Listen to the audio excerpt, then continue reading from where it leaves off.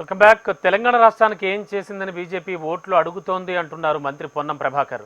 విభజన హామీలు విస్మరించిన బీజేపీకి వ్యతిరేకంగా ఈ నెల 14న కరీంనగర్లో దీక్ష చేస్తామని చెప్పారు.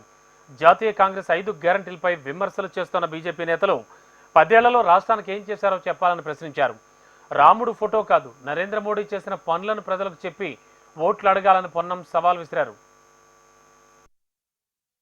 తెలంగాణ విభజన హామీలు అమలు చేయకుండా తెలంగాణ విధానాన్నే వ్యతిరేకించి అవహేళన చేసి అమరులను కించపరిచి తెలంగాణ ఏదో దొంగతనంగా ఎత్తుకొని పోయిందని చెప్పేటువంటి మీకు తెలంగాణలో ఓటు అడిగే హక్కు ఉందా ముందరని అడుగుతున్నాం. ఇలా అంతేకాదు, ఇలా ఒక జాతీయ ప్రాజెక్ట్ ఇచ్చిండ్రా, ఒక ఇండస్ట్రీ తెచ్చిండ్రా, ఒక మెడికల్ ఒక పెద్ద ఏమైనా ఇన్స్టిట్యూట్ తీసుకొచ్చిండ్రా, ఈ రాష్ట్రంలో ఎవరికి ఇల్లు కట్టించిండ్రు, ఈ రాష్ట్రంలో ఒక రేషన్ కార్డు అని ఇచ్చిండ్రా, ఈ రాష్ట్రంలో రైతులకి మీద ఏమైనా చేయగలిగినరా, మానవ సేవే మాధవ సేవ అనేటువంటి అందరికీ వాడు.